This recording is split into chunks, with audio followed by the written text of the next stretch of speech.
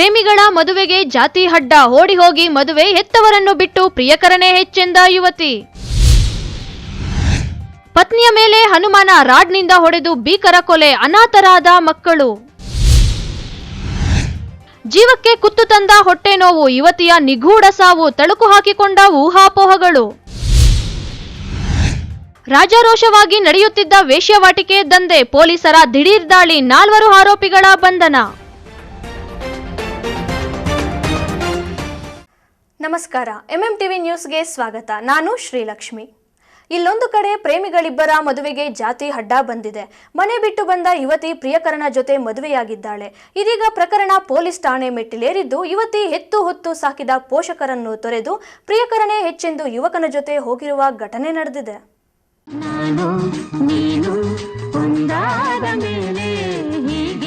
ಹೀಗೆ ಯಾವುದೇ ಅಂಜಿಕೆ, ಅಳುಕು, ನಾಚಿಕೆ ಇಲ್ಲದೆ ನಾನು ನೀನು ಒಂದಾದ ಮೇಲೆ ಅಂತ ಪರಸ್ಪರ ಪ್ರೀತಿ ಪ್ರೇಮದ ಗುಂಗಿನಲ್ಲಿ ಇರುವ ಈಕೆ ಹೆಸರು ಜಯಶ್ರೀ ಅಂತ. ಈತನ ಹೆಸರು ಅನಿಲ್ ಕುಮಾರ್. ಜಯಶ್ರೀ ಇನ್ನು ಈಗ ತಾನೇ 19 ವರ್ಷ ವಯಸ್ಸು. ಬೆಂಗಳೂರು ಉತ್ತರ ಜಿಲ್ಲೆಯ ಹೊಸಕೋಟೆ ತಾಲೂಕಿನ ಚೀಮಂಡಹಳ್ಳಿ ನಿವಾಸಿ. ಬೆಂಗಳೂರಿನ ಖಾಸಗಿ ಕಾಲೇಜಿನಲ್ಲಿ ಡಿಗ್ರಿ ಫಸ್ಟ್ ಇಯರ್ ವ್ಯಾಸಂಗ ಮಾಡ್ತಾ ಇದ್ದಾಳೆ. ಇವನ ಹೆಸರು ಅನಿಲ್ ಕುಮಾರ್. ಚಿಕ್ಕಬಳ್ಳಾಪುರ ತಾಲೂಕಿನ ಬಂಡಹಳ್ಳಿ ನಿವಾಸಿ. ಅನಿಲ್ ಹೊಸಕೋಟೆಗೆ ಹೋಗಿ ಬರ್ತಾ ಇದ್ದಾಗ ಜಯಶ್ರೀಯನ್ನ ನೋಡಿದ್ನಂತೆ ಅಷ್ಟೇ. ಮುಂದೆ ಇನ್ಸ್ಟಾಗ್ರಾಮ್ನಲ್ಲಿ ಪರಿಚಯ ಆಗಿದೆ. ಪರಿಚಯ ಪ್ರೀತಿ ಪ್ರೇಮಕ್ಕೆ ತಿರುಗಿದೆ. ಅಷ್ಟರಲ್ಲಿ ಇವರಿಬ್ಬರ ಪ್ರೀತಿ ಪ್ರೇಮ ಜಯಶ್ರೀ ಮನೆಯಲ್ಲಿ ದೊಡ್ಡೋರ್ಗೆ ಗೊತ್ತಾಗಿದೆ. ಆಗ ಅವರು ಬೇರೆ ಹುಡುಗನ ನೋಡಿ ಮದುವೆ ಮಾಡಬೇಕು ಅಂತ ಜಯಶ್ರೀಯ ತಂದೆ ತಾಯಿ ಯತ್ನಿಸಿದ್ದಾರೆ. ಅಷ್ಟರಲ್ಲಿ ಜಯಶ್ರೀ ಮನೆಯಲ್ಲಿ ಹೇಳದೆ ಕೇಳದೆ ಕಾಲೇಜ್ಗೆ ಹೋಗಿ ಬರ್ತೀನಿ ಅಂತ ನೇರವಾಗಿ ಪ್ರಿಯಕರನ ಮನೆಗೆ ಆಗಮಿಸಿ ದೇವಸ್ಥಾನದಲ್ಲಿ ಮದುವೆ ಮಾಡ್ಕೊಂಡಿದ್ದಾಳೆ.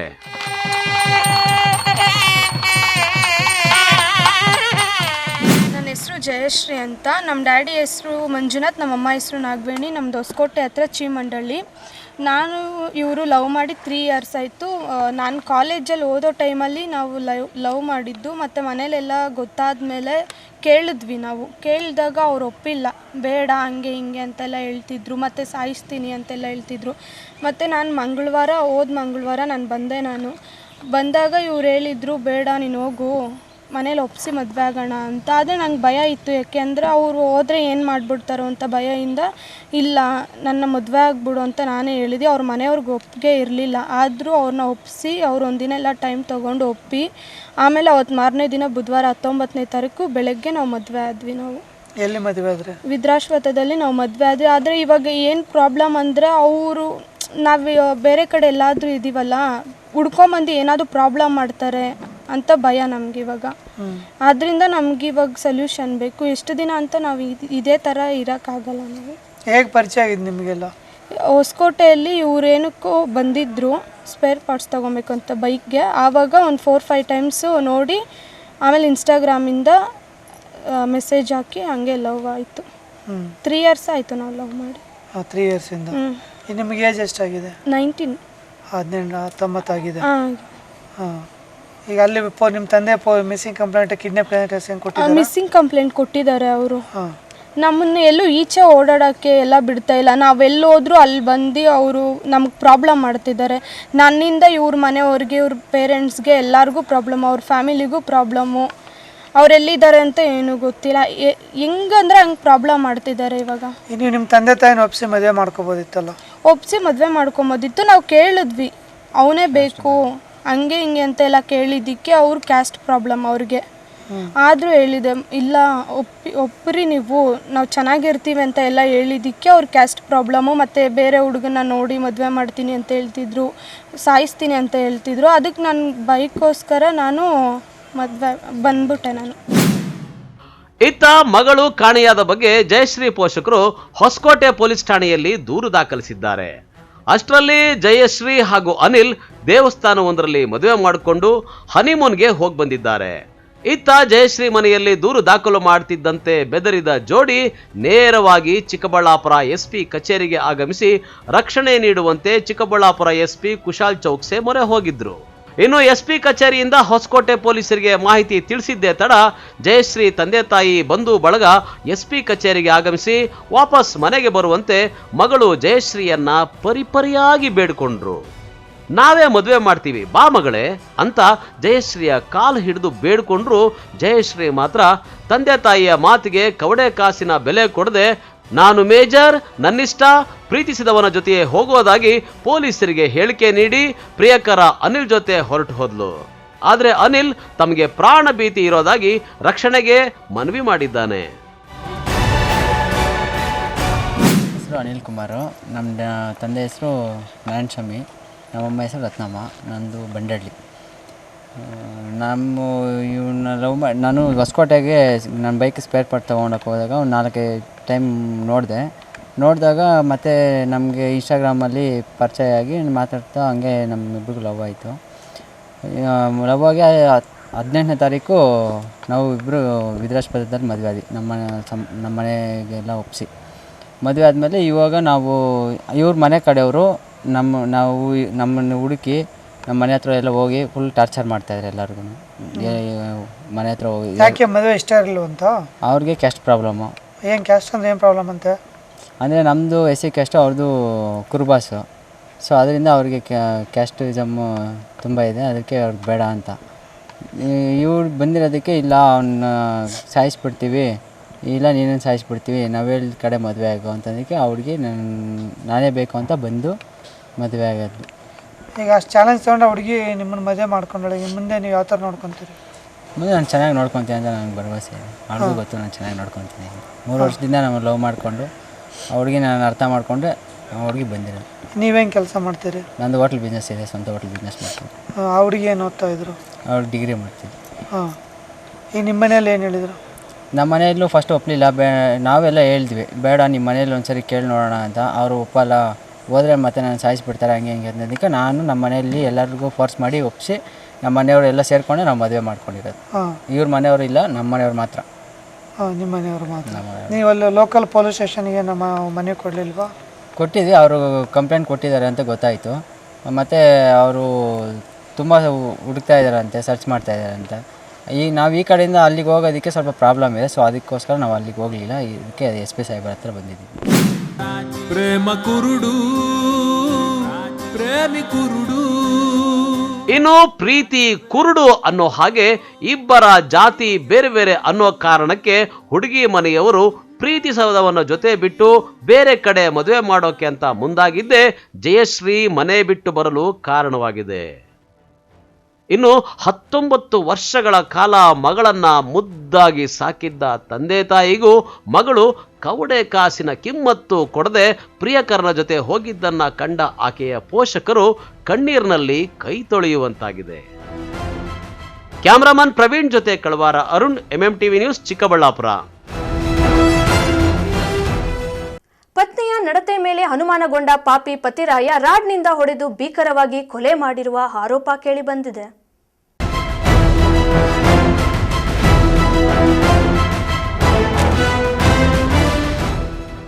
ಪತ್ನಿಯ ನಡತೆ ಮೇಲೆ ಅನುಮಾನಗೊಂಡ ಪತಿಯೊಬ್ಬ ರಾಡ್ನಿಂದ ಹೊಡೆದು ಹತ್ಯೆ ಮಾಡಿರುವ ಘಟನೆ ಚೇಳೂರು ಪಂಚಾಯಿತಿಯ ಗೆರಿಗೆರೆಡ್ಡಿಪಾಳ್ಯ ಗ್ರಾಮದಲ್ಲಿ ಗುರುವಾರ ರಾತ್ರಿ ನಡೆದಿದೆ. ಕೊಲೆಯಾದ ಮಹಿಳೆಯನ್ನು 22 ವರ್ಷದ ದಿಲ್ಶಾತ್ ಅಲಿಯಾಸ್ ಕವಿತಾ ಎಂದು ಗುರುತಿಸಲಾಗಿದೆ. ಆಕೆಯ ಪತಿ 25 ವರ್ಷದ ಬಾಲು ಎಂಬಾತನೇ ಕೊಲೆ ಆರೋಪಿಯಾಗಿದ್ದು, ಈ ಸಂಬಂಧ ಚೇಳೂರು ಪೊಲೀಸ್ ಠಾಣೆಯ ಸಬ್ ಇನ್ಸ್ಪೆಕ್ಟರ್ ಹರೀಶ್ ಆತನನ್ನು ಬಂಧಿಸಿ ಪ್ರಕರಣ ದಾಖಲಿಸಿಕೊಂಡಿದ್ದಾರೆ. ಗರಿಗೆರೆಡ್ಡಿಪಾಳ್ಯದ ಗ್ರಾಮದ ನಿವಾಸಿ ಬಾಲು ಡ್ರೈವರ್ ಕೆಲಸ ಮಾಡಿಕೊಂಡು ಜೀವನ ನಡೆಸುತ್ತಿದ್ದ. ಆತ 4 ವರ್ಷಗಳ ಹಿಂದೆ ಮುಸ್ಲಿಂ ಯುವತಿ ದಿಲ್ಶಾತ್ ಳನ್ನು ಪ್ರೀತಿಸಿ ಮದುವೆಯಾಗಿದ್ದ. ಮದುವೆಯ ನಂತರ ದಿಲ್ಶಾತ್ ತನ್ನ ಹೆಸರನ್ನು ಕವಿತಾ ಎಂದು ಬದಲಾಯಿಸಿಕೊಂಡಿದ್ದಳು. ಈ ದಂಪತಿಗೆ 2 ಹೆಣ್ಣು ಮಕ್ಕಳು ಇದ್ದಾರೆ. ಕೆಲವು ದಿನಗಳಿಂದ ಪತ್ನಿಯ ನಡತೆ ಬಗ್ಗೆ ಅನುಮಾನ ಹೊಂದಿದ್ದ ಬಾಲು ಶುಕ್ರವಾರ ರಾತ್ರಿ ಈ ವಿಚಾರವಾಗಿ ದಿಲ್ಶಾತ್ ಜೊತೆ ಜಗಳವಾಡಿದ್ದಾನೆ ಎನ್ನಲಾಗಿದೆ. ಜಗಳ ವಿಕೋಪಕ್ಕೆ ತಿರುಗಿ ರೊಚ್ಚಿಗೆದ್ದ ಬಾಲು ರಾಡ್ನಿಂದ ದಿಲ್ಶಾತ್ಗೆ ತೀವ್ರವಾಗಿ ಹೊಡೆದಿದ್ದಾನೆ. ಪತ್ನಿಗೆ ರಾಡ್ನಿಂದ ಹೊಡೆದ ನಂತರ ಬಾಲು ತಾನೇ ಸ್ವತಃ ಆಕೆಯನ್ನು ಚೇಳೂರು ಸರ್ಕಾರಿ ಆಸ್ಪತ್ರೆಗೆ ಕರೆದೊಯ್ದು ಪ್ರಥಮ ಚಿಕಿತ್ಸೆ ಕೊಡಿಸಿದ್ದಾನೆ. ಆದರೆ ಮನೆಗೆ ಬಂದ ನಂತರ ದಿಲ್ಶಾತ್ ಪ್ರಜ್ಞಾಹೀನಳಾಗಿದ್ದರಿಂದ ಆಂಬುಲೆನ್ಸ್ ಮೂಲಕ ಆಕೆಯನ್ನು ಬಾಗೇಪಲ್ಲಿ ಸರ್ಕಾರಿ ಆಸ್ಪತ್ರೆಗೆ ಕರೆದುಕೊಂಡು ಹೋಗಲಾಗಿದೆ. ಅಲ್ಲಿನ ವೈದ್ಯರು ಪರಿಶೀಲಿಸಿದಾಗ ದಿಲ್ಶಾತ್ ಮೃತಪಟ್ಟಿರುವುದು ದೃಢಪಟ್ಟಿದೆ. ಆಸ್ಪತ್ರೆಯ ವೈದ್ಯರು ಕೂಡಲೇ ಸ್ಥಳೀಯ ಪೊಲೀಸರಿಗೆ ಮಾಹಿತಿ ನೀಡಿದ್ದು, ಪೊಲೀಸರು ಆರೋಪಿ ಬಾಲುನನ್ನು ವಶಕ್ಕೆ ಪಡೆದಿದ್ದಾರೆ. ಘಟನೆಯ ಮಾಹಿತಿ ತಿಳಿದ ಕೂಡಲೇ ಚಿಕ್ಕಬಳ್ಳಾಪುರ ಡಿವೈಎಸ್ಪಿ ಶಿವಕುಮಾರ್ ಸ್ಥಳಕ್ಕೆ ಭೇಟಿ ನೀಡಿ ಪರಿಶೀಲನೆ ನಡೆಸಿದರು. ಸದ್ಯ ಕೊಲೆ ಮಾಡಿರುವ ಆರೋಪಿ ಬಾಲುನ ಬಂಧಿಸಿರುವ ಚೇಳೂರು ಪೊಲೀಸರು ಪ್ರಕರಣ ದಾಖಲಿಸಿಕೊಂಡು ತನಿಖೆ ಮುಂದುವರಿಸಿದ್ದಾರೆ. నాకు 9 గంటల్లో పిలుచుకొచ్చింది హాస్పిటల్లో చూస్తుంది. హాస్పిటల్ ఇంకా చాలా ఇదేందని గుంటమారి హాస్పిటల్కి పిలుచుకొని పోతాము, అడ్మిట్ చేస్తామని తీసుకొచ్చేసింది. మళ్ళీ వచ్చింది చాలా సీరియస్ అయిపోయిందమ్మా అంటే మళ్ళీ పిలుచుకొని రమ్మని హాస్పిటల్ కట్టి మళ్ళీ పోయి అంబులెన్స్ బుక్ చేసుకొని అంబులెన్స్లో పిలుచుకొని బాగేపల్లిలో ఎట్లా కూర్చొని ఏంటిగా కూర్చొని అడిగినారు. ఇట్లా తప్పు పని చేస్తానుగా కొట్టినాను సార్ అని చెప్పింది. మళ్ళీ ముందెట్టినాక దండించినాము. ముందెట్టినాక వినకుండా ఇప్పుడు మళ్ళీ ఈ పని చేసిన దానికి కొట్టిండేది నిజమే సార్ అని చెప్పి రాపిచ్చినాను. ఏం కావాలి నీకు? కొడుకు ఏం పేరేమే? బాలకృష్ణ. బాలు. ఎవరింట్లో ఉండే? కవిత. నా పేరు పాపులమ్మ. మా యజమాని పేరు కృష్ణప్ప. ఎన్ని దినాలు వాళ్ళకి పెళ్ళి? వాళ్ళ పెళ్ళి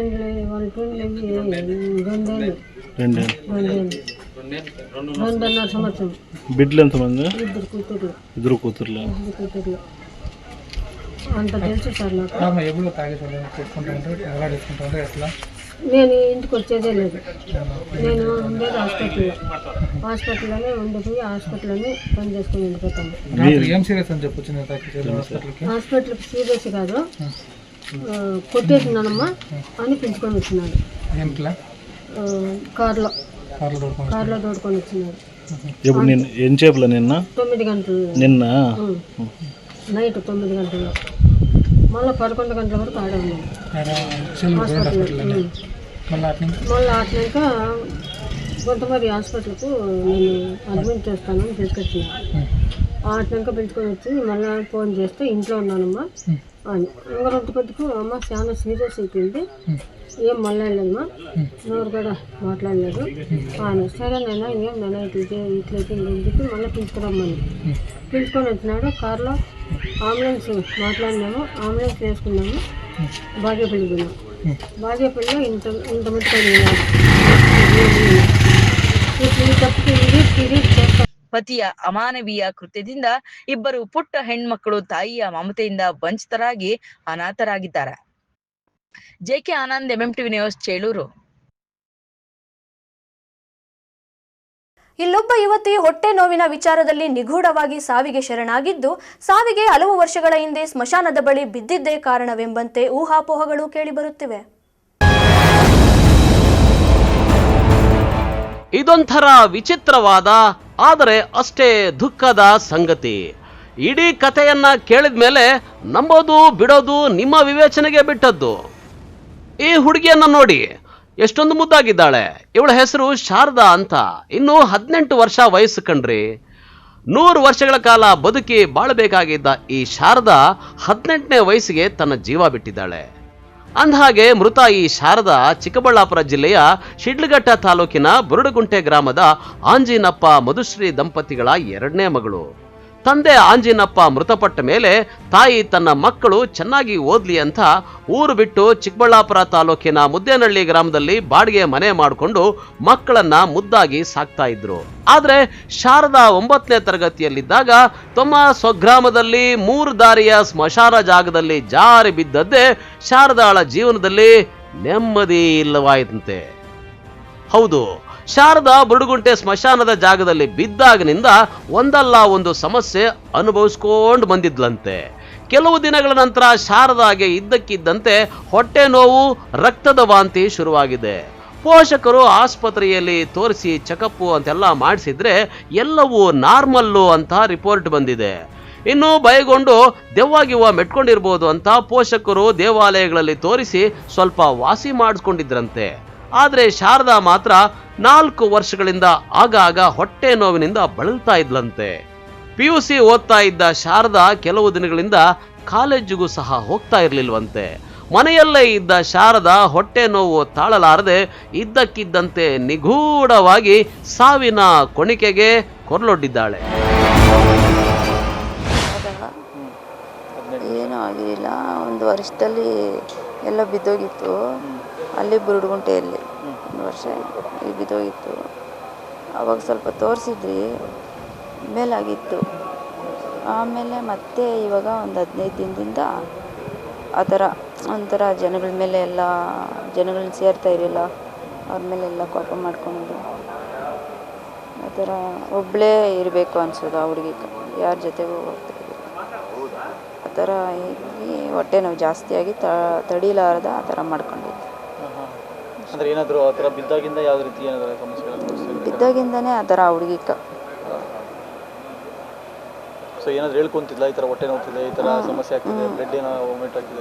ಹೌದು, ವಾಮಿಟು. ಆವಾಗ ಬಿದ್ದೋಗಿದ ತಕ್ಷಣ ಆವಾಗ ಬ್ಲಡ್ ವಾಮಿಟ್ ಆಗ್ತಾಯಿತ್ತು.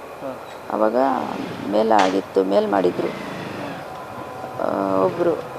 ಆಮೇಲೆ ಮತ್ತೆ ಇವಾಗ ಬ್ಲಡ್ ವಾಮಿಟ್ ಏನಿಲ್ಲ, ಬರೀ ಹೊಟ್ಟೆ ನೋವು ಮಾತ್ರ. ಹೊಟ್ಟೆ ನೋವು ಎಲ್ಲಿ ಕುತ್ಕೊಂಡ್ರೆ ಅಲ್ಲೇ ಇರೋದು, ಆ ಥರ ಮೈಂಡ್ ಒಂಥರ. ಹಾಸ್ಪಿಟ್ಲಲ್ಲಿ ತೋರಿಸಿದ್ರೆ ನಾರ್ಮಲ್ ಅಂತ ಬರ್ತಿತ್ತಂತ? ಹೌದಾ? ಹಾಂ, ನಾರ್ಮಲ್. ಹಾಸ್ಪಿಟ್ಲಲ್ಲಿ ತೋರಿಸಿದ್ರೆ ಎಲ್ಲ ನಾರ್ಮಲ್ ಬರುತ್ತೆ. ಮತ್ತು ದೇವಸ್ಥಾನಗಳಲ್ಲಿ ಪೂಜೆ, ದೇವಸ್ಥಾನ ಪೂಜೆ ಅದು ಇದು ನನಗೆ ತೋರಿಸೋಕ್ಕೆ ಆ ಬುದ್ಧಿ ದೇವ್ರು ಕೊಡಲಿಲ್ಲ ತಕ್ಷಣಕ್ಕೆ. ಆಮೇಲೆ ಮತ್ತೆ ಎಲ್ಲೋ ತೋರಿಸೋಣ, ಇವತ್ತು ಕರ್ಕೊಂಡು ಹೋಗೋಣ ಅಂದ್ಕೊಂಡಿದ್ದೆ. ಶುಕ್ರವಾರ ದೇವಸ್ಥಾನಕ್ಕೆ ಕರ್ಕೊಂಡು ಹೋಗೋಣ ಅಂದ್ಕೊಂಡಿದ್ದೆ. ಅಲ್ಲ, ಬಿದ್ದಿರೋದು ಎಷ್ಟು ವರ್ಷಗಳಿದ್ದೆ? ಯಾಕೆ ಎಂತ ಜಾಗ ಸರಿ ಇದೆಯಾ? ಸರಿ ಇಲ್ಲ ಜಾಗ. ಅಲ್ಲಿ ಬಿದ್ದಿರೋರು ಯಾರೂ ಉಳಿದಿಲ್ಲ, ಎಲ್ಲ ಸತ್ತೋಗಿದ್ದಾರೆ. 3 ಜಾಗನ ಸ್ಮಶಾನ ಜಾಗ? 3 ಜಾಗ. 3 ಜಾಗ.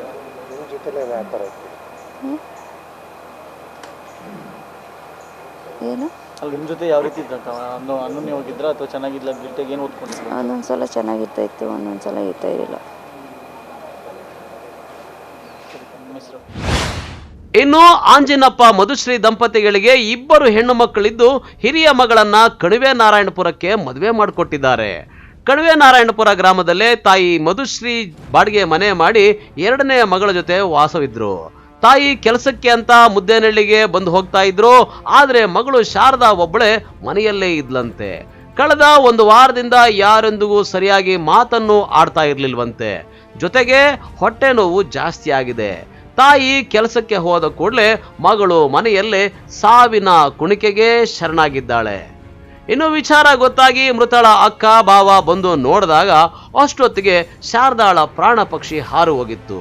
ಮೃತದೇಹವನ್ನ ಚಿಕ್ಕಬಳ್ಳಾಪುರ ಜಿಲ್ಲಾಸ್ಪತ್ರೆಗೆ ರವಾನಿಸಿ ಮರಣೋತ್ತರ ಪರೀಕ್ಷೆ ನಡೆಸಿದ್ದಾರೆ. ನಂದಿಗಿರಿಧಾಮ ಪೊಲೀಸ್ ಠಾಣಾ ವ್ಯಾಪ್ತಿಯಲ್ಲಿ ಈ ಪ್ರಕರಣ ನಡೆದಿದೆ. ಏನಾಯ್ತು ಹೇಳಮ್ಮ?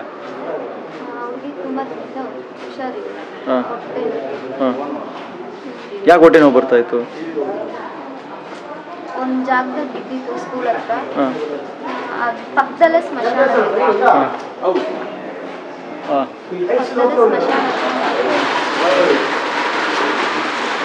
ಎಷ್ಟು ದಿನಗಳಿಂದ ಈ ತೊಂದರೆ ಅನುಭವಿಸ್ತಾ ಇದ್ರು? ಅಲ್ಲಲ್ಲ, 4 ವರ್ಷದಿಂದ. ಏನು ಹೊಟ್ಟೆ ನೋವು ಅಂತಿಲ್ಲ? ವಾರಕ್ಕೆ ಒಂದ್ಸರಿ ಅದು ತೋರಿಸಿದ್ ನಾವು ಟ್ರೈ ಮಾಡಿದೀವಿ, ಎಲ್ಲಿ ತೋರಿಸಿದ್ವಿ. ನಿನ್ನೆ ಸಹ ಕರ್ಕೊಂಡು ಹುಷಾರಿಲ್ಲ ಅಂತ. ಬ್ಲಡ್ ವಾಮಿಟ್ ಮಾಡ್ತಿದ್ರು ಅಂತ ಹೇಳಿದ್ರಲ್ಲ, ಅದು ಫಸ್ಟ್ ಬ್ಲಡ್ ಒಂದು ಬಿದ್ದೋಗಿದ್ದು ವರ್ಷಕ್ಕೆ ಬ್ಲಡ್ ವಾಮಿಟ್. ಅವಾಗೆಲ್ಲ ಹುಷಾರಾಯ್ತು ಸ್ವಲ್ಪ ದಿನ, ಒಂದು 6 ತಿಂಗಳ ಮತ್ತೆ ಸ್ಟಾರ್ಟ್ ಆಗಿದೆ. ಎಲ್ಲೆಲ್ಲಿ ತೋರಿಸಿದ್ರ? ಹಾಸ್ಪಿಟ್ಲಿಗೆ ತೋರಿಸಿದ್ರ, ದೇವಸ್ಥಾನಗಳಿಗೆ ತೋರಿಸಿದ್ರ? ಹಾಸ್ಪಿಟಲ್ ತೋರಿಸಿದ್ವಿ, ದೇವಸ್ಥಾನದಲ್ಲಿ ತೋರಿಸಿದ್ವಿ. ಇಲ್ಲ ಚಿಕ್ಕಬಳ್ಳಾಪುರ ತೋರಿಸಿದ್ದೆ, ಮಾನ್ಸ್ ಹಾಸ್ಪಿಟಲ್. ಅಲ್ಲಿ ಇಲ್ಲ ಆಗಲ್ಲ, ಬೆಂಗಳೂರು ಕರ್ಕೊಂಡೋಗಿ ಅಂತ ಬರ್ಕೊಡ್ತಾರೆ. ಬೆಂಗಳೂರು ಕರ್ಕೊಂಡೋಗಿ ಅಂತ ಅವ್ರು ಬರ್ಕೊಟ್ರು. ಅಲ್ಲಿ ಬೆಂಗಳೂರಿಗೆ ಹೋಗಿದ್ವಿ. ಅವರು ಇಲ್ಲಿ ಆಗಲ್ಲ, ಬ್ಲಡ್ ವಾಮಿಟ್ ಅಂತ ಹೇಳಿದ್ರು. ಅಲ್ಲಿ ಸ್ವಲ್ಪ ಬಾಟ್ಲು ಎಲ್ಲ, ಅಂದರೆ ಸುಸ್ತು ಹೋಗೋಕ್ಕೆ ಸ್ವಲ್ಪ ಬಾಟ್ಲು ಎಲ್ಲ ಹಾಕ್ಸಿದ್ರೆ. ಈ ಸ್ವಂತ ಮನೆ ಇದೆ, ನಮ್ಮಮ್ಮ ಬಾಡಿಗೆ ಮನೆ ಕನ್ನಡದಲ್ಲಿ, ಅಲ್ಲಿ ಸ್ವಂತ ಮನೆ ಇದೆ. ಅವ್ರದ್ದು ಬಾಡಿಗೆ ಮನೆಯಲ್ಲಿ ಇರೋರು. ಅವ್ರಿಗೆ ಈ ಮನೆಗೆ ಬಂದಿತ್ತು, ನಮ್ಮ ಮನೆಗೆ, ನಮ್ಮ ಯಜಮಾನ್ ಅವ್ರ ಮನೆಗೆ ಬಂದಿತ್ತು. ಹಿಂಗೆ ನಾನು ಮಲ್ಕೊತೀನಿ, ನನಗೆ ಜಾಸ್ತಿ ಅಂದರೆ ಹೊಟ್ಟೆ ನೋವು ಜಾಸ್ತಿ ಪೇನ್ ಇದೆ ಅಂತ ಹೋಗಿ ಆ ಮನೇಲಿ ಮಲ್ಕೊ. ಒಟ್ಟಾರೆ ಕಣಿವೆ ನಾರಾಯಣಪುರ ಗ್ರಾಮದ ಸ್ಮಶಾನ ಜಾಗದಲ್ಲಿ ಬಿದ್ದಂತಹ 5-6 ಮಂದಿ ಇದುವರೆಗೂ ಯಾರೂ ಉಳಿದಿಲ್ವಂತೆ. 4 ವರ್ಷಗಳ ಹಿಂದೆ ಬಿದ್ದ ಶಾರದಾ ಈಗ ನಿಗೂಢವಾಗಿ ಸಾವನ್ನಪ್ಪಿದ್ದು, ಇದಕ್ಕೆ ಹೊಣೆ ಕಣ್ಣಿಗೆ ಕಾಣದ ಶಕ್ತಿಯಾ ಅಥವಾ ಏನು ಅನ್ನೋದು ಯಕ್ಷ ಪ್ರಶ್ನೆಯಾಗಿದೆ. ಮಾನಸಿಕವಾಗಿ ದುರ್ಬಲರಾದವರ ಮಾತು ವರ್ತನೆಗಳನ್ನ ಅನಕ್ಷರಸ್ಥರು, ಅರೆ ವಿದ್ಯಾವಂತರು ದೆವ್ವ ಭೂತಗಳ ಪ್ರಭಾವ ಅಂತ ನಂಬಿ ಅದರ ಪರಿಹಾರಕ್ಕೆ ದೇವರು ಮಾಟ ಮಂತ್ರಗಳ ಮೊರೆ ಹೋಗ್ತಾರೆ. ಆದರೆ ಅದರ ನಡುವೆ ವೈದ್ಯಕೀಯ ವ್ಯವಸ್ಥೆ ಮೇಲೂ ಕೂಡ ನಂಬಿಕೆ ಇಟ್ಟು ಚಿಕಿತ್ಸೆಗೆ ಮುಂದಾಗಲು ಪ್ರಯತ್ನಿಸಬೇಕು ಅನ್ನೋದು ಪ್ರಜ್ಞಾವಂತರ ಮಾತಾಗಿದೆ. ಕ್ಯಾಮರಾಮನ್ ಪ್ರವೀಣ್ ಜೊತೆ ಕಳವಾರ ಅರುಣ್, MMTV ನ್ಯೂಸ್, ಚಿಕ್ಕಬಳ್ಳಾಪುರ. ಇದೀಗ ಬ್ರೇಕ್ನ ನಂತರ MMTV ನ್ಯೂಸ್ ಮುಂದುವರಿಯುತ್ತದೆ. ಚಿಕ್ಕಬಳ್ಳಾಪುರದ ಚಿಕನ್ ಪ್ರಿಯರಿಗೆ ಸಂತಸದ ಸುದ್ದಿ. ಶುಚಿ ರುಚಿಗೆ ಹೆಸರಾದ ಕೆ-ಸ್ಟಾರ್ ಚಿಕನ್ ಕಬಾಬ್ ಸೆಂಟರ್. ಸ್ಥಳ ದರ್ಗಾ ಹತ್ತಿರ MG ರಸ್ತೆ, ಚಿಕ್ಕಬಳ್ಳಾಪುರ. ನಮ್ಮಲ್ಲಿ kebab, lollipop, leg piece, tandoori chicken, chicken fried rice ಸೇರಿದಂತೆ ನೋಡಿದ್ರನೆ ಬಾಯಲ್ಲಿ ನೀರೂರಿಸುವಂತಹ 10 ಹಲವಾರು ವೆರೈಟಿ ಚಿಕನ್ ಖಾದ್ಯಗಳು ದೊರೆಯುತ್ತದೆ. ಕುಟುಂಬ ಸಮೇತ ಭೇಟಿ ನೀಡಲು ಹೇಳಿ ಮಾಡಿಸಿದ ತಾಣ ಕೆ-ಸ್ಟಾರ್ ಚಿಕನ್ ಕಬಾಬ್ ಸೆಂಟರ್. ಅಷ್ಟೇ ಅಲ್ಲ, ನಮ್ಮಲ್ಲಿ ಕರ್ನಾಟಕದ ಯಾವುದೇ ಮೂಲೆಗೂ ಸಹ ಕ್ಯಾಟರಿಂಗ್ ವ್ಯವಸ್ಥೆ ಮಾಡಿಕೊಡಲಾಗುತ್ತದೆ.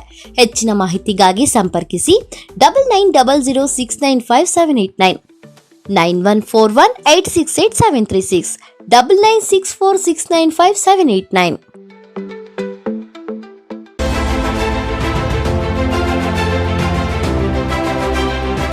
ಚಿಕ್ಕಬಳ್ಳಾಪುರ ಜನತೆಗೆ ಸಂತಸದ ಸುದ್ದಿ. Royal auto spa, detailing walls, near Sai Neha tyre solution, next to DMart, BB road, Chikkaballapur. ನಮ್ಮಲ್ಲಿ premium car wash, premium bike wash, interior deep clean, under body coating, ceramic coating, graphene coating, marine coating, diamond coating, sun film, seat cover, floor mat and all types of batteries and tires available. Royal Auto Spa. Visit once Detailing Walls, Chikkaballapura. For more premium services and affordable prices. ಹೆಚ್ಚಿನ ಮಾಹಿತಿಗಾಗಿ ಸಂಪರ್ಕಿಸಿ 9741744492, 9986744492. Another number 08156272799.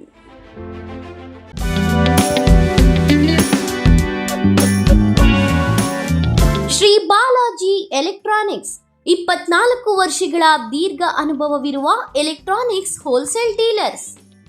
Dasara ಹಾಗೂ ದೀಪಾವಳಿ ಹಬ್ಬದ ಪ್ರಯುಕ್ತ ಭಾರಿ ರಿಯಾಯಿತಿ ಮಾರಾಟ. 100% ಅಸಲಿ ಉತ್ಪನ್ನಗಳು, ಅತ್ಯಂತ ಕಡಿಮೆ ಬೆಲೆ, ಅತ್ಯುತ್ತಮ ಬ್ರ್ಯಾಂಡ್ ಹಾಗೂ ಮಾಡೆಲ್ಗಳು, ಉತ್ತಮ ಸರ್ವಿಸ್ಗಳಿಂದ 24 ವರ್ಷಗಳಿಂದ ಶ್ರೀ ಬಾಲಾಜಿ ಎಲೆಕ್ಟ್ರಾನಿಕ್ಸ್ ನಿಮ್ಮ ಸೇವೆಯಲ್ಲಿ. 7,000 ರೂಪಾಯಿ ಮೇಲ್ಪಟ್ಟ ವಸ್ತು ಖರೀದಿಸಿದ್ದಲ್ಲಿ ಸುಲಭ EMI ಸೌಲಭ್ಯಗಳೊಂದಿಗೆ ನೀಡಲಾಗುವುದು.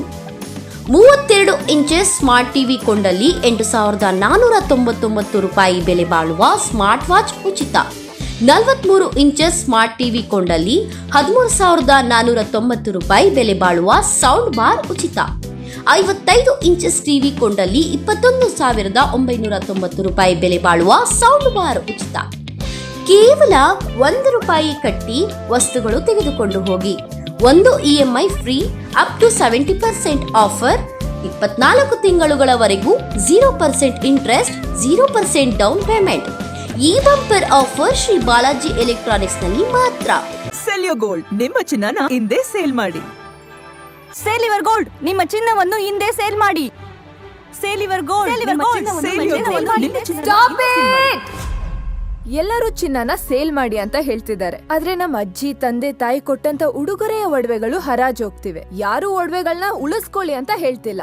ನಮ್ಮ ಬೆನಕ ಗೋಲ್ಡ್ ಕಂಪನಿಗೆ ಕಾಲ್ ಮಾಡಿ ನಿಮ್ಮ ಒಡವೆಗಳನ್ನ ಬಿಡಿಸಿ ಉಳಿಸಿಕೊಡುತ್ತೇವೆ. EMI ಮೂಲಕ ನಿಮ್ಮ ಒಡವೆಗಳನ್ನ ವಾಪಸ್ ಪಡೆಯೋ ಸುವರ್ಣ ಅವಕಾಶ ನಿಮ್ಮದಾಗಿಸಿಕೊಳ್ಳಿ. ನಿಮ್ಮ ನೆಮ್ಮದಿಯ ನಾಳೆಗಾಗಿ ಕಾಲ್ Benaka gold company 6366 111 999. Benaka Gold Company, we value you and your valuables. ದಕ್ಷಿಣ ಭಾರತದ ಹೆಸರಾಂತ ನಂಬರ್ 1 ಹಾಗೂ ನಂಬಿಕೆಗೆ ಅರ್ಹವಾದ ನಮ್ಮ ಬೆನಕಾ ಗೋಲ್ಡ್ ಕಂಪನಿಯು ನೀವು ಅಡ ಇಟ್ಟ ಚಿನ್ನವನ್ನು ಬಿಡಿಸಿಕೊಡುವುದಲ್ಲದೆ ಉಳಿಸಿಕೊಳ್ಳಲು ಸಹಕರಿಸುತ್ತದೆ. ಚಿನ್ನಕ್ಕೆ ಚಿನ್ನದಂತ ಬೆಲೆ ಬೇಕೆ? ಕಾಲ್ Benaka gold company 6366 111 999. Benaka Gold Company, we value you and your valuables.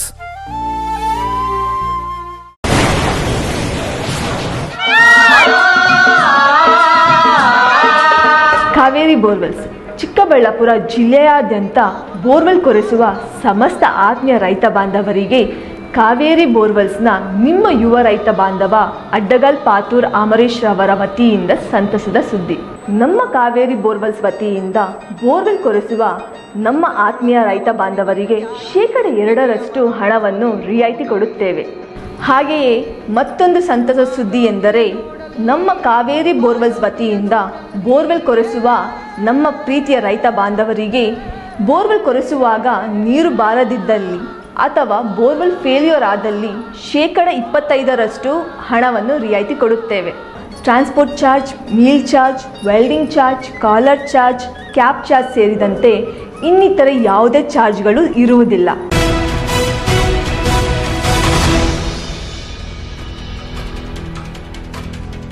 ವೇಶ್ಯಾವಾಟಿಕೆ ಅಡ್ಡೆ ಮೇಲೆ ಪೊಲೀಸರು ದಾಳಿ ನಡೆಸಿ 4 ಮಂದಿ ಆರೋಪಿಗಳನ್ನು ಬಂಧಿಸಿರುವ ಘಟನೆ ನಡೆದಿದೆ.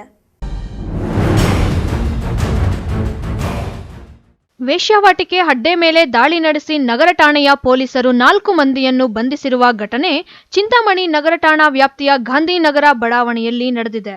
ಹಲವು ದಿನಗಳಿಂದ ಮನೆಯೊಂದರಲ್ಲಿ ವೇಶ್ಯಾವಾಟಿಕೆ ದಂಧೆ ನಡೆಯುತ್ತಿರುವ ಬಗ್ಗೆ ಖಚಿತ ಮಾಹಿತಿ ಪಡೆದ ಡಿವೈಎಸ್ಪಿ ಮುರಳೀಧರ್ ನೇತೃತ್ವದ ತಂಡ ನಗರ ಠಾಣೆಯ circle inspector Viji Kumar, sub inspector V Ramesh ಹಾಗೂ ಸಿಬ್ಬಂದಿ ದಾಳಿ ನಡೆಸಿ 2 ಮಹಿಳೆಯರು ಹಾಗೂ 2 ಪುರುಷರನ್ನು ಬಂಧಿಸಿದ್ದಾರೆ. ಬೇರೆ ರಾಜ್ಯಗಳಿಂದ ಮಹಿಳೆಯರನ್ನು ಕರೆತಂದು ಇಲ್ಲಿ ವೇಶ್ಯಾವಾಟಿಕೆ ದಂಧೆಯನ್ನು ನಡೆಸಲಾಗುತ್ತಿತ್ತು ಎಂದು ತಿಳಿದು ಬಂದಿದೆ. ಘಟನೆ ಕುರಿತು ನಗರ ಠಾಣೆಯ ಪೊಲೀಸರು ಪ್ರಕರಣ ದಾಖಲಿಸಿಕೊಂಡು ಮುಂದಿನ ಕ್ರಮ ಕೈಗೊಂಡಿದ್ದಾರೆ.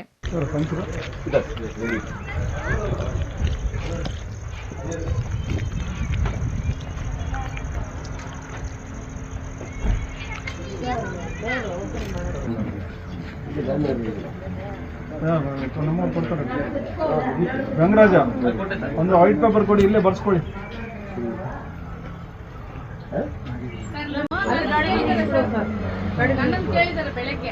ಯಾವಾಗ? ಇವತ್ತು ಯಾರು ಒಂದು 5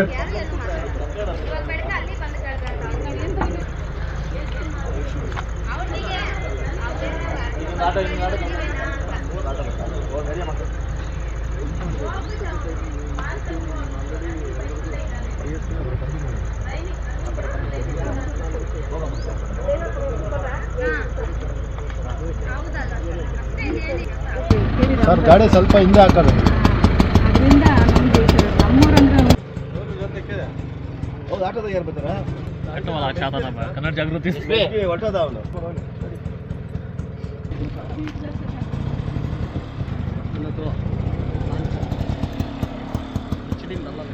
ಅಸ್ಲಾಂ ಪಾಷಾ, ಎಂಎಂಟಿವಿ ನ್ಯೂಸ್, ಚಿಂತಾಮಣಿ. ರಾಜ್ಯ ರಾಜಕೀಯ ವಲಯದಲ್ಲಿ ಸದ್ಯ ಸಿಎಂ ಬದಲಾವಣೆಯ ಚರ್ಚೆ ತಾರಕಕ್ಕೇರಿದೆ. ಇದೀಗ ದಲಿತ ಸಿಎಂ ಕೂಗು ಮತ್ತೊಮ್ಮೆ ಮುನ್ನೆಲೆಗೆ ಬಂದಿದ್ದು, ಸಚಿವ ಕೆಎಚ್ ಮುನಿಯಪ್ಪನವರ ಹೆಸರು ಸಹ ಸಿಎಂ ರೇಸ್ನಲ್ಲಿ ತಳುಕು ಹಾಕಿಕೊಂಡಿದೆ. ಎಲ್ಲ ಸಮಾಜದಲ್ಲಿ ಅವಕಾಶ ವಂಚಿತರಾದವರ ಬಗ್ಗೆ ಒಂದು ರೀತಿ ದೂರದೃಷ್ಟಿ ಇರ್ತದೆ ಅನ್ನುವಂಥ ನಿಟ್ಟಿನಲ್ಲಿ ಕೆಎಚ್ ಮುನಿಯಪ್ಪನವರು ಮುಖ್ಯಮಂತ್ರಿ ಆಗಲಿ ಅನ್ನುವಂಥದ್ದು, ಆ ಮುಖ್ಯಮಂತ್ರಿ ಆಗಲಿಕ್ಕೆ ಅವರ ಪಕ್ಷ ಎಲ್ಲ ರೀತಿಯ ಬೆಂಬಲವನ್ನು ಕೊಡುವಂಥದ್ದು ಒಂದು ರೀತಿಯ ರಾಜಕೀಯ ನ್ಯಾಯ ಕೊಟ್ಟಂಗೆ. ರಾಜ್ಯ ರಾಜಕೀಯದಲ್ಲಿ ಸಿಎಂ ಕುರ್ಚಿಗಾಗಿ ಚರ್ಚೆಗಳು ನಡೀತಾ ಇವೆ. ಸಿಎಂ ಸ್ಥಾನಕ್ಕೆ ಹಲವು ಮುಖಂಡರು ಲಾಬಿ ನಡೆಸ್ತಾ ಇದ್ದಾರೆ. ಈಗ ಮತ್ತೊಬ್ಬ ಹಿರಿಯ ಕಾಂಗ್ರೆಸ್ ಸಚಿವ ಕೆಎಚ್ ಮುನಿಯಪ್ಪ ಅವರ ಹೆಸರು ಮುನ್ನೆಲೆಗೆ ಬಂದಿದ್ದು, ಎಸ್ಸಿ ಸಮುದಾಯದ ಚಿತ್ರದುರ್ಗ ಜಿಲ್ಲೆಯ ಹಿರಿಯೂರು ಆದಿಜಾಂಬವ ಮಠದ ಶ್ರೀ ಷಡಕ್ಷರಿ ಸ್ವಾಮೀಜಿ ಅವರು ಕೆಎಚ್ ಮುನಿಯಪ್ಪ ಅವರ ಪರವಾಗಿ ಬ್ಯಾಟ್ ಬೀಸಿದ್ದಾರೆ. ಚಿಕ್ಕಬಳ್ಳಾಪುರದ ಪತ್ರಕರ್ತರ ಭವನದಲ್ಲಿ ಸುದ್ದಿಗೋಷ್ಠಿ ನಡೆಸಿ ಮಾತನಾಡಿದ ಅವರು, ಇಲ್ಲಿಯವರೆಗೆ ದಲಿತರಿಗೆ ಸಚಿವ ಸ್ಥಾನ, ಉಪಮುಖ್ಯಮಂತ್ರಿ ಹುದ್ದೆಗಳು ದೊರೆತಿವೆ. ಈಗ ಮುಖ್ಯಮಂತ್ರಿಯ ಸ್ಥಾನ ನೀಡಲು ಸೂಕ್ತ ಸಮಯ ಬಂದಿದೆ. ರಾಜಕೀಯದಲ್ಲಿ ನಾಯಕತ್ವದ ಬದಲಾವಣೆ ಬಂದಾಗ ಹಲವು ಸಮುದಾಯಗಳು ತಮ್ಮವರಿಗೂ ಅವಕಾಶ ನೀಡಬೇಕು ಅಂತ ಒತ್ತಾಯಿಸುವುದು ಸಹಜ. ಪ್ರಸ್ತುತ ರಾಜ್ಯದಲ್ಲಿ ಮುಖ್ಯಮಂತ್ರಿ ಬದಲಾವಣೆ ಚರ್ಚೆ ನಡೀತಾ ಇರೋ ಸಂದರ್ಭದಲ್ಲಿ ದಲಿತರಿಗೆ ಮುಖ್ಯಮಂತ್ರಿಯ ಪಟ್ಟ ಕೊಡಬೇಕು ಅನ್ನುವಂಥ ಮಾತು ಮುನ್ನೆಲೆಗೆ ಬಂದಿದ್ರೆ ಪರಿಶಿಷ್ಟ ಜಾತಿಯಲ್ಲಿನ ಮಾದಿಗ ಸಮುದಾಯದವರನ್ನ ಪರಿಗಣಿಸಬೇಕು, ಹಿರಿಯ ರಾಜಕಾರಣಿ KH ಮುನಿಯಪ್ಪ ಅವರಿಗೆ CM ಸ್ಥಾನ ನೀಡಬೇಕು ಅಂತ ಅವರು ಒತ್ತಾಯಿಸಿದ್ರು. ದಲಿತರಿಗೆ ಇತರೆ ಜಾತಿಯವರಿಗೆ ಇರುವಷ್ಟು ಶಕ್ತಿ ಸಾಮರ್ಥ್ಯ ರಾಜ್ಯ ಅಥವಾ ದೇಶವನ್ನು ಮುನ್ನಡೆಸುವಂಥ ಶಕ್ತಿ ಸಾಮರ್ಥ್ಯ ಪ್ರಬುದ್ಧತೆ ಅರ್ಹತೆ ಎಲ್ಲವೂ ಇದೆ.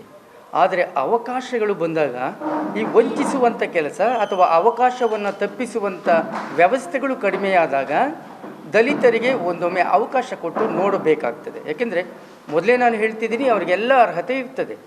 ಅರ್ಹತೆ ಇದ್ದಾಕ್ಷಣ ಅವಕಾಶ ಬೇಕಲ್ಲ, ಅವಕಾಶ ಸಿಕ್ಕಾಗ ಅರ್ಹತೆಯ ಪ್ರದರ್ಶನ ಸಾಬೀತಾಗುತ್ತೆ. ನೀವು ಉದಾಹರಿಸಿದಂಥ ಎಲ್ಲ ಉದಾಹರಣೆಗಳು ವಾಸ್ತವಕ್ಕೆ ಹತ್ತಿರವೇ. ಈ ಅಧಿಕಾರ ಅನ್ನುವುದು ಬಲಾಢ್ಯರ ಕೈಯಲ್ಲಿದ್ದಾಗ ದಲಿತರನ್ನು ವಂಚಿಸುವ ಕೆಲಸ ಅದು ನಿರಂತರವಾಗಿ ನಡೀತದೆ.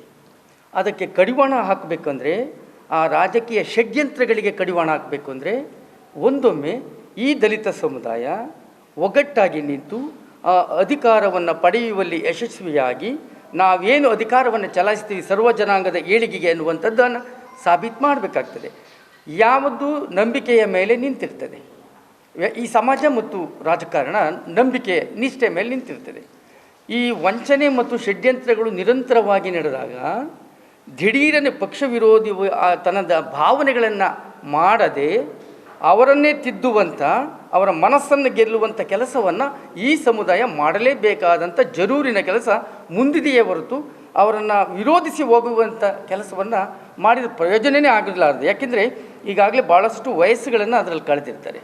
ಎಲ್ಲಿ ಕಳೆದಿರ್ತಾರೆ ಅಲ್ಲಿ ಪಡೆದುಕೊಳ್ಳುವಂಥದ್ದು ದಟ್ ಈಸ್ ಎ ಲಾಜಿಕ್.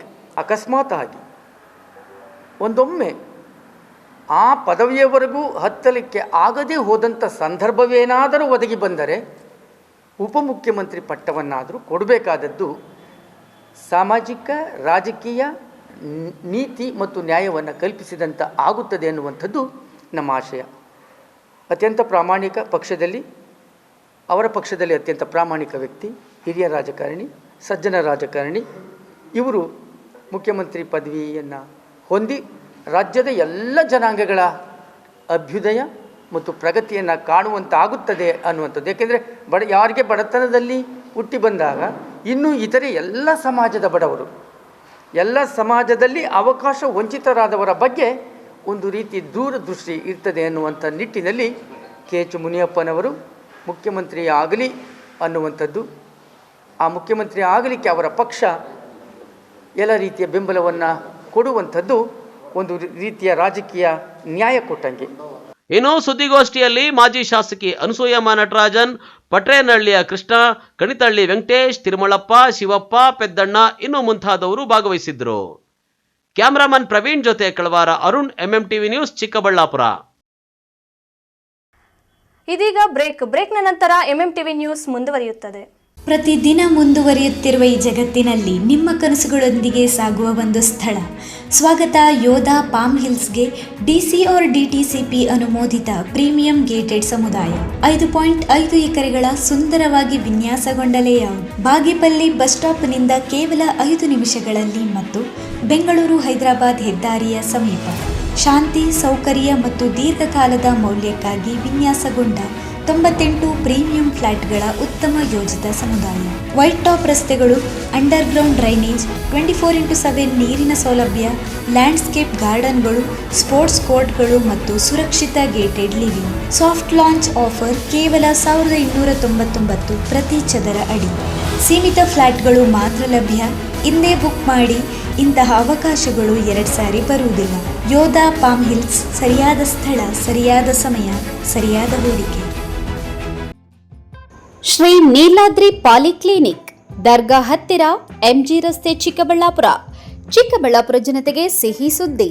ನೂತನವಾಗಿ ನಮ್ಮಲ್ಲಿ doctor Rakesh Vaiyar, MBBS, MD, DVL, fellowship in hair transplantation, consultant dermatologist and hair transplant surgeon ಲಭ್ಯವಿರುತ್ತಾರೆ. ನಮ್ಮಲ್ಲಿ ದೊರೆಯುವ ಸೌಲಭ್ಯಗಳು chemical peeling, electrocautery, radio frequency, nail surgery, lasers hair removal, acne scar reduction, pigmentation, carbon peel, GFC and PRP, hair transplant, micro needling ಮಾಡಲಾಗುತ್ತದೆ. ಪ್ರತಿ ಶುಕ್ರವಾರ ಹಾಗೂ ಭಾನುವಾರ ಬೆಳಗ್ಗೆ 11 ಗಂಟೆಯಿಂದ 2 ಗಂಟೆಯವರೆಗೆ ಲಭ್ಯವಿರುತ್ತಾರೆ. ಹಾಗೂ ಪ್ರತಿದಿನ ಸೋಮವಾರದಿಂದ ಶನಿವಾರದವರೆಗೆ ಡಾಕ್ಟರ್ ಕಾರ್ತಿಕ್ ಆರ್, ಫಿಸಿಷಿಯನ್, ಡಯಾಬೆಟಾಲಜಿಸ್ಟ್ 8 ಗಂಟೆಯಿಂದ 9 ಗಂಟೆಯವರೆಗೆ ಲಭ್ಯವಿರುತ್ತಾರೆ. ಹಾಗೂ ಡಾಕ್ಟರ್ ಪ್ರೇಮ್ ಸಾಗರ್, MBBS, ಸಂಜೆ 6 ಗಂಟೆಯಿಂದ ರಾತ್ರಿ 9 ಗಂಟೆಯವರೆಗೆ ಲಭ್ಯವಿರುತ್ತಾರೆ. ಹೆಚ್ಚಿನ ಮಾಹಿತಿಗಾಗಿ ಸಂಪರ್ಕಿಸಿ 7892036068. ಮಾನಸ ಆಸ್ಪತ್ರೆ, ಬಿಬಿ ರಸ್ತೆ, ಚಿಕ್ಕಬಳ್ಳಾಪುರ. ಡಾಕ್ಟರ್ ಮಧುಕರ್ ಹಾಗೂ ಡಾಕ್ಟರ್ ಸುಷ್ಮಾರವರ ಸಾರಥ್ಯದಲ್ಲಿ ಆರೋಗ್ಯ ಕ್ಷೇತ್ರದಲ್ಲಿ ಸಂಚಲನ ಮೂಡಿಸಿ ವಿಶ್ವಾಸಾರ್ಹ ಆರೋಗ್ಯ ಸೇವೆಯಿಂದ ನಗರ ಹಾಗೂ ಗ್ರಾಮೀಣ ಭಾಗದ ಜನರ ಮನೆ ಮಾತಾಗಿದೆ. ನುರಿತ ತಜ್ಞ ವೈದ್ಯರಿಂದ ಗುಣಮಟ್ಟ ಖಾತ್ರಿಯ ವೈದ್ಯಕೀಯ ಸೇವೆ ಲಭ್ಯ. ಸುಸಜ್ಜಿತ ಹಾಸಿಗೆಗಳುಳ್ಳ NICU, ಸ್ತ್ರೀರೋಗ, ಪ್ರಸೂತಿ, ಬಂಜೆತನ ನಿವಾರಣೆ ತಜ್ಞರಾದ ಡಾಕ್ಟರ್ ಸುಷ್ಮಾ, ಶಿಶು ಆರೈಕೆ ವಿಭಾಗದಲ್ಲಿ ನುರಿತ ಮಕ್ಕಳ ತಜ್ಞರಾದ ಡಾಕ್ಟರ್ ಗಿರಿಜಾ ಕಾರ್ಯನಿರ್ವಹಿಸುತ್ತಿದ್ದು, ವೆಂಟಿಲೇಟರ್ ವ್ಯವಸ್ಥೆಯೊಂದಿಗೆ ಆರೋಗ್ಯ ಸೇವೆ ಒದಗಿಸಲಾಗುತ್ತಿದೆ. ಉತ್ತಮ ಆರೋಗ್ಯ ತಜ್ಞರ ಸೇವೆ ಲಭ್ಯ ಮತ್ತು ಔಷಧಾಲಯ ಸೇವೆ ಲಭ್ಯ.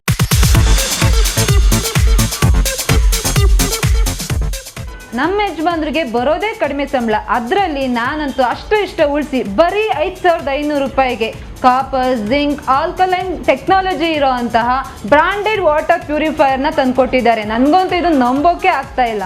ನಂಬಲೇಬೇಕು. ನಮ್ಮ ಚಿಕ್ಕಬಳ್ಳಾಪುರದ ಏಸ್ ಅಕ್ವಾಟೆಕ್ ಹೋಲ್ಸೇಲ್ ಔಟ್ಲೆಟ್ ದರದಲ್ಲಿ ಕೇವಲ 5,500 ರೂಪಾಯಿಗೆ ಬ್ರಾಂಡೆಡ್ ವಾಟರ್ ಪ್ಯೂರಿಫೈರ್ ಕೊಡ್ತಾ ಇದ್ದಾರೆ.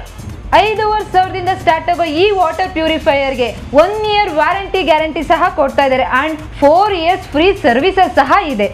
ನಮ್ಮ ಏಸ್ ಅಕ್ವಾಟೆಕ್ ಅಲ್ಲಿ ಇನ್ನೊಂದು ವಿಶೇಷವಾಗಿ ಏನು ಸಿಗುತ್ತೆ ಅಂತ ಹೇಳಿದ್ರೆ, ಕೂದಲು ಉದುರುವಿಕೆನ ತಡೆಗಟ್ಟುತ್ತೆ ಹಾಗೂ ಟ್ಯಾಪ್ಗಳ ಮೇಲೆ ಬಿಳಿ ಮಚ್ಚೆಗಳಿರುತ್ತೆ, ಅದನ್ನು ಕೂಡ ತಡೆಗಟ್ಟುತ್ತೆ.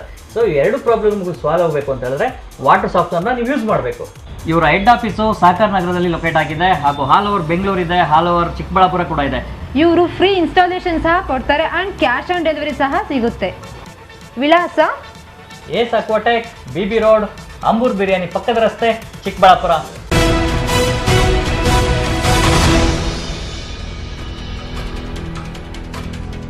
ನ್ಯಾಯಾಲಯದ ತಡೆಯಾಜ್ಞೆ ಇದ್ದರೂ ಜಮೀನಿಗೆ ನುಗ್ಗಿ ಬೆಳೆ ಕಟಾವು ಮಾಡುವ ವಿಚಾರಕ್ಕೆ 2 ಗುಂಪುಗಳ ನಡುವೆ ಮಾತಿನ ಜಟಾಪಟಿ ನಡೆದು ಕೈ ಮಿಲಾಯಿಸಿಕೊಳ್ಳುವ ಹಂತಕ್ಕೆ ತಲುಪಿದ ಘಟನೆ ನಡೆದಿದೆ.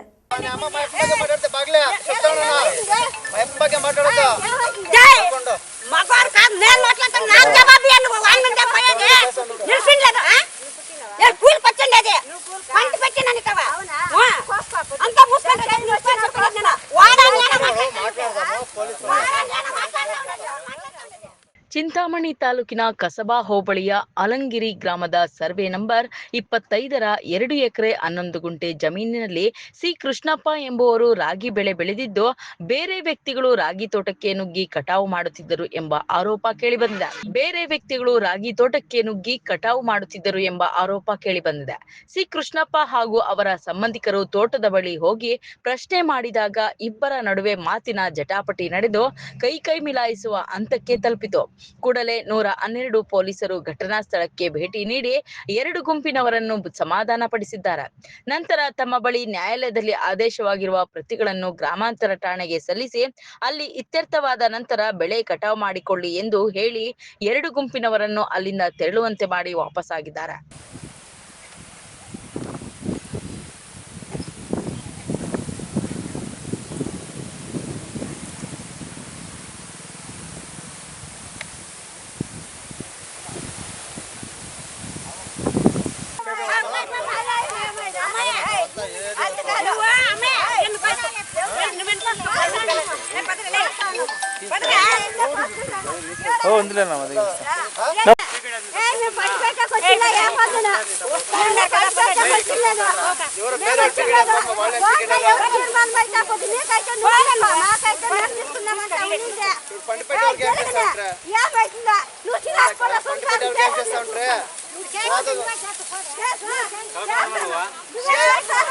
చిన్నప్పుడు పంట పెట్టినప్పుడు కన్నా చేస్తా ఉంటారు అడుకుండా ఇప్పుడు వచ్చినా కదా అవడం చేస్తా ఉంటారు అమ్మ మా అప్పగా మాట్లాడితే బాగలే చెప్తాను మా అప్పగా మాట్లాడతా మగవారు కాదు నేను మాట్లాడతాను నాకు జవాబు ఇవ్వండి వాళ్ళు చెప్పేది నిలిచిండలేదు కూలి పచ్చండి అది పంట పెట్టినాను కదా అంతా మూసుకుంటే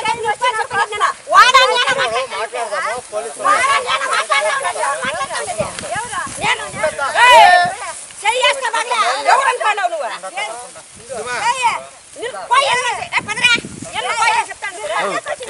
ಈ ವೇಳೆ ಮಾತನಾಡಿದ ಸಿ ಕೃಷ್ಣಪ್ಪ, ನ್ಯಾಯಾಲಯದಲ್ಲಿ ನಮ್ಮ ಪರವಾಗಿ ಆದೇಶವಿದ್ದರೂ ಸೀನಪ್ಪನವರ ಮಕ್ಕಳು ರಾಗಿ ಬೆಳೆ ಜಮೀನಿಗೆ ಬೆಳಿಗ್ಗೆ ನುಗ್ಗಿ ಕಟಾವು ಮಾಡುತ್ತಿದ್ದರು. ಇದನ್ನು ಪ್ರಶ್ನಿಸಲು ಹೋದರೆ ಅವರು ನಮ್ಮ ವಿರುದ್ಧ ತಿರುಗಿ ಬಿದ್ದು ಗಲಾಟೆ ಮಾಡಲು ಮುಂದಾಗಿದ್ದಾರೆ. ನ್ಯಾಯಾಲಯದ ಆದೇಶವಿದ್ದರೂ ಆದೇಶವನ್ನು ಪಾಲನೆ ಮಾಡದೆ ಜಮೀನಿಗೆ ನುಗ್ಗಿರುವುದು ಎಷ್ಟರ ಮಟ್ಟಿಗೆ ಸರಿ ಎಂದು ಪ್ರಶ್ನಿಸಿದ್ದಾರೆ. ఆలంగరి జమీను మా వాళ్ళు మా తాతోళ్ళది. దాన్ని ఇంకా మా వాళ్ళు మా తాతోళ్ళు మేము దూరం ఉండిన దానికి ఇత వచ్చి వాళ్ళు ఇత వండుకొని ఇంట్లో జోరుకొని గొర్రెలు సామాన్లు ప్రతి ఒక్కటి అమ్మేసి 64,000తో కొన్నట్లుగా మా ఎవరిని సంబలం చేపిస్తామని చెప్పి తోడుకొని పోయి తాలూకా ఆఫీసులకి ఫోర్జరీ మీద రిజిస్టర్ చేసుకోండి. దాన్ని ఇంకా నేను కోర్టుకి వేస్తే సీనపౌళ్ళు చేసుకోండి. దాన్ని ఇంకా 25వ సర్వే నెంబరు జమీను. దాన్ని ఇంకా కోర్టు దీన్ని ఇంకా స్టే తెచ్చి ఇంకా బోర్డు నాటింటే కోర్టు ఉల్లంఘన ಮಾಡಿ బోర్డు పీకేసిండ్రి. దానికి మళ్ళీ మేము పంటలు పెడతా అంటే మాకు అయింది మేము కొనిండామని చెప్పేసి దౌర్జన్యం మీద ఇప్పుడు జమీను కోస్తా ఉన్నారు. దాన్ని ఇంకా మేము వస్తే మా మీద కొట్టేది నిరికేది పొడిచేస్తాం దావాలని చెప్పేసి ఇది చేస్తామంటే నేను నా పిల్లలు ఉండేది ఒంటికాల్లో వాళ్ళు 10 మంది మగవాళ్ళు 10 మంది ఆడవాళ్ళు. దాన్ని ఇంకా మాకు రక్షణే లేని దానికి మాకు తల దిగులు చుట్టుకొని ఇది చేసి ఇప్పుడు పండుగ వస్తే మేము ఎదురుస్తాం. దానికి కొడవాళ్ళు గుడ్డాళ్ళు పొద్దుగుట్టి కెట్లు ఎత్తుకుని దునికెట్లు ఎత్తుకుని దిరంలాడి ఇరాన పనిస్తూ ఉంటారు. అందుకే కోర్టు ఆదేశపోయినా బోర్డు కూడా ఏమవుతుందని చెప్పేసి మీకు ఏమవుతుందని చెప్పేసి దౌర్జన్యం మీద బోర్డు బిలాడు తీసుకుని కోచేయరు. దాన్ని ఇంకా లారీ చెప్తే మీరు గలాలు చేయండి అని చెప్పేసి ఇచ్చేయరు.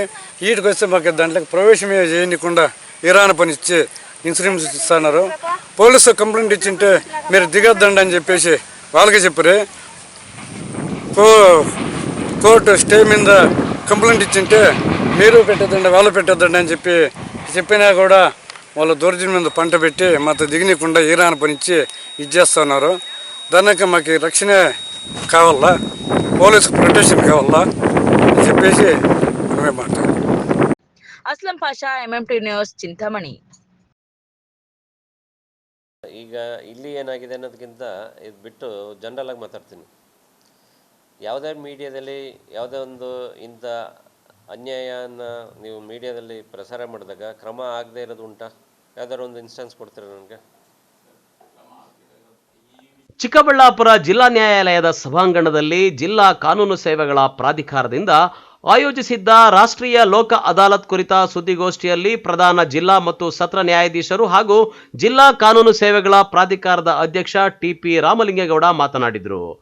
ಜಿಲ್ಲೆಯ ನ್ಯಾಯಾಲಯಗಳಲ್ಲಿ 48,000 ಪ್ರಕರಣಗಳು ಇತ್ಯರ್ಥಕ್ಕೆ ಬಾಕಿ ಇವೆ.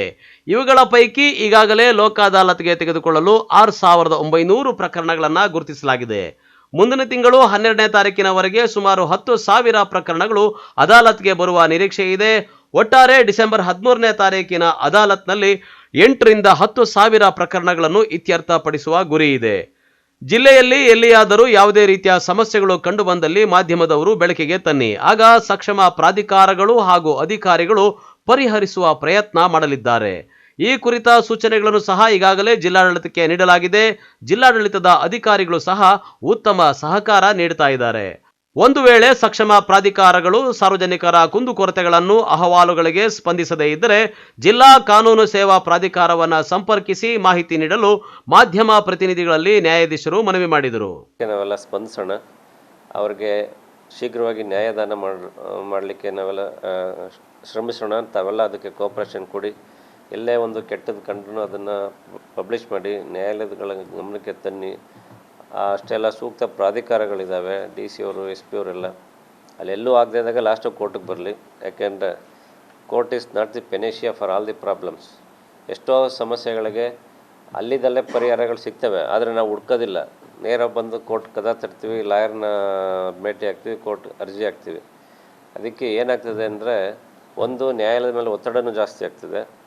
ಎರಡನೇದು ಕಕ್ಷಿಗಾರರಿಗೆ ಏನು ಅನ್ನೆಸೆಸರಿ ಬರ್ಡನ್, ಲಿಟಿಗೇಷನ್ ಎಕ್ಸ್ಪೆನ್ಸಸ್ ಎಲ್ಲ ಬರ್ತದೆ. ಸೊ ಹಾಗಾಗಿ ಆರ್ಟಿಕಲ್ 226 ಆ್ಯಂಡ್ 32 ಏನು ನಾವು ನಿನ್ನೆ ಕಾನ್ಸ್ಟಿಟ್ಯೂಷನ್ ಡೇ ಮಾಡುವಾಗ ಓದಿದ್ದೀವಿ, ಸಾಂವಿಧಾನಿಕ ಪರಿಹಾರಗಳು ಅಂತ ಹೇಳ್ತೀವಿ, ರಿಟ್ ಜುರಿಸ್ಡಿಕ್ಷನ್ ಅಂತ.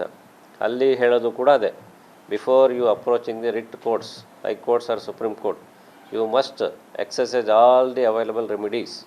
ಎಲ್ಲೂ ನಿಮಗೆ ಪರಿಹಾರ ಸಿಗದೇ ಇದ್ದಾಗ ಆ ನಂತರ ಕೋರ್ಟಿಗೆ ಬನ್ನಿ, ನಾವಿದ್ದೀವಿ ಅಂತ. ಸೊ ಅದು ಬರೀ not only the writ courts but it also applicable to the district courts also. ಹಾಗಾಗಿ ಎದ್ದ ತಕ್ಷಣ ನಾವು ಕೋರ್ಟಿಗೆ ಬಂದು ಲಿಟಿಗೇಷನ್ ಫೈಲ್ ಮಾಡೋ ಬದಲು ಬೇರೆ ಪರಿಹಾರಗಳೇನು ಸಂಬಂಧಪಟ್ಟ ಅಧಿಕಾರಿಗಳನ್ನ ನಾವು ಅಪ್ರೋಚೇ ಮಾಡಿರಲ್ಲ. ನಂದು ಇಂಥ ಸಮಸ್ಯೆ ಇದೆ ಅಂದರೆ ಆ ಅಧಿಕಾರಿಗಳು ಎಷ್ಟೋ ಜನ ಅಲ್ಲಿ ಅವರ ಅಧಿಕಾರ ವ್ಯಾಪ್ತಿನಲ್ಲಿ ಪರಿಹಾರ ಕೊಡಲಿಕ್ಕೆ ರೆಡಿ ಇರ್ತಾರೆ. ಬಟ್ ಯಾರೂ ಕೇಳದೇ ಇದ್ದಾಗ ಅವರೇ ಹುಡುಗ ಬಂದು ಕೆಲಸ ಮಾಡೋದಿಲ್ಲ. ತಮಗೆಲ್ಲ ಗೊತ್ತಿದೆ, ಎತ್ತ ತಾಯಿ ಕೂಡ ಮಗು ಅಳ್ದೇ ಇದ್ದರೆ ಹಾಲು ಕುಡಿಸಲ್ಲ ಅಂತ ಸಾಮಾನ್ಯವಾಗಿ ಹೇಳ್ತಾರೆ.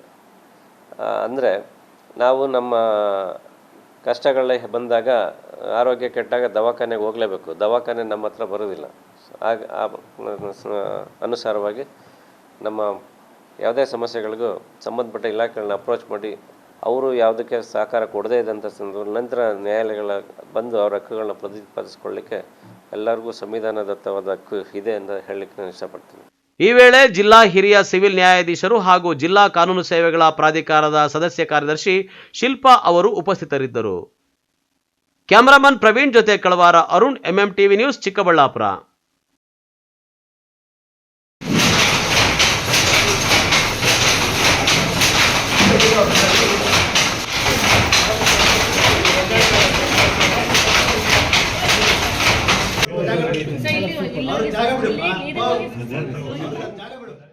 ಬಿಜೆಪಿ ಆತ್ಮನಿರ್ಭರ ಭಾರತ ಅಂಗವಾಗಿ ಕೇಂದ್ರ ಬಿಜೆಪಿ ಅಧ್ಯಕ್ಷರ ಆದೇಶದ ಮೇರೆಗೆ ಪ್ರತಿ ಮಂಡಲದಲ್ಲೂ ಗುಡಿ ಕೈಗಾರಿಕೆಗಳು ಮತ್ತು ಕೈಮಗ್ಗಗಳ ವೀಕ್ಷಣೆ ಕಾರ್ಯಕ್ರಮವನ್ನು ಹಮ್ಮಿಕೊಳ್ಳಲಾಗಿದೆ. ಅದರಂತೆ ಬೆಂಗಳೂರು ಗ್ರಾಮಾಂತರ ಜಿಲ್ಲೆ ದೇವನಹಳ್ಳಿ ಪಟ್ಟಣದ ಶ್ರೀ ಚೌಡೇಶ್ವರಿ ದೇವಾಲಯದ ಬಳಿ ಇರುವ ಮಗ್ಗದ ಮನೆಗೆ ಬಿಜೆಪಿ ಮಾಜಿ MLC ಕರ್ನಾಟಕ ಸಹ ಉಸ್ತುವಾರಿ ಸುಧಾಕರ್ ರೆಡ್ಡಿ ಭೇಟಿ ನೀಡಿದರು. ನಂತರ ಮಾತನಾಡಿದ ಅವರು, ನಮ್ಮ ಭಾರತ ಮುಂದಿನ 2047ಕ್ಕೆ ನಮ್ಮದೇ ದೇಶದ ಸ್ವದೇಶಿ ವಸ್ತುಗಳನ್ನು ನಿರ್ಮಿಸಿ ಅನ್ಯ ದೇಶಗಳಿಗೂ ನೀಡಬೇಕು ಎನ್ನುವ ಉದ್ದೇಶ ಹೊಂದಿದೆ. ಹರ್ಘರ್ ಸ್ವದೇಶಿ ಕಾಶ್ಮೀರದಿಂದ ಕನ್ಯಾಕುಮಾರಿಯವರೆಗೆ ಕಾರ್ಯಕ್ರಮ ನಡೆಯುತ್ತಿದೆ.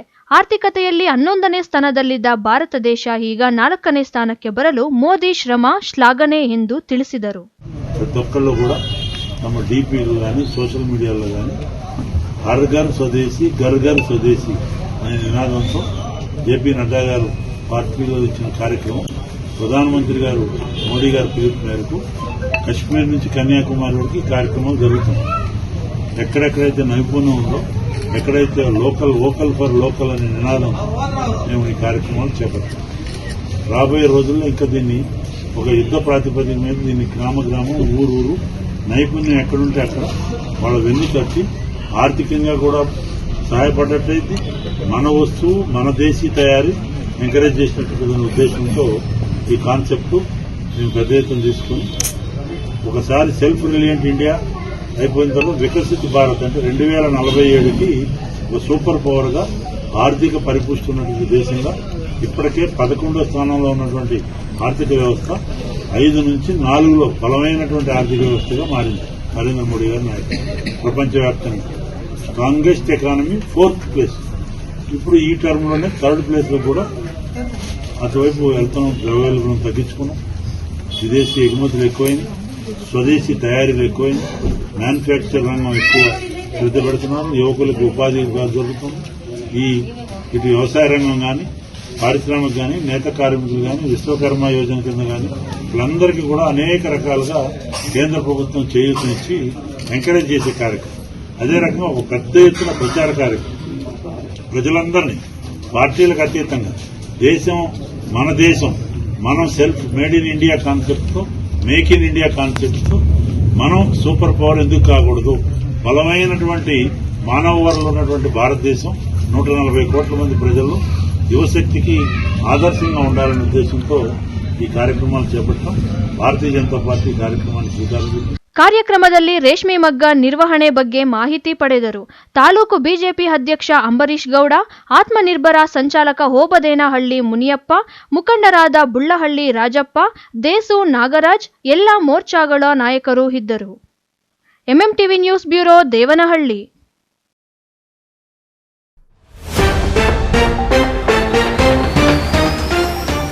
ಪ್ರೇಮಿಗಳ ಮದುವೆಗೆ ಜಾತಿ ಅಡ್ಡ, ಓಡಿ ಹೋಗಿ ಮದುವೆ, ಹೆತ್ತವರನ್ನು ಬಿಟ್ಟು ಪ್ರಿಯಕರನೇ ಹೆಚ್ಚೆಂದ ಯುವತಿ.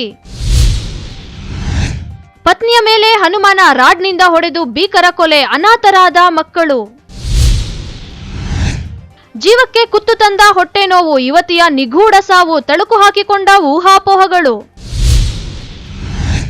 ರಾಜಾರೋಷವಾಗಿ ನಡೆಯುತ್ತಿದ್ದ ವೇಶ್ಯಾವಾಟಿಕೆ ದಂಧೆ, ಪೊಲೀಸರ ದಿಢೀರ್ ದಾಳಿ, 4 ಆರೋಪಿಗಳ ಬಂಧನ. ವಿಶ್ವಾಸಾರ್ಹ ಸುದ್ದಿಗಳಿಗಾಗಿ ತಪ್ಪದೇ ವೀಕ್ಷಿಸಿ ಎಂಎಂ ಟಿವಿ ನ್ಯೂಸ್.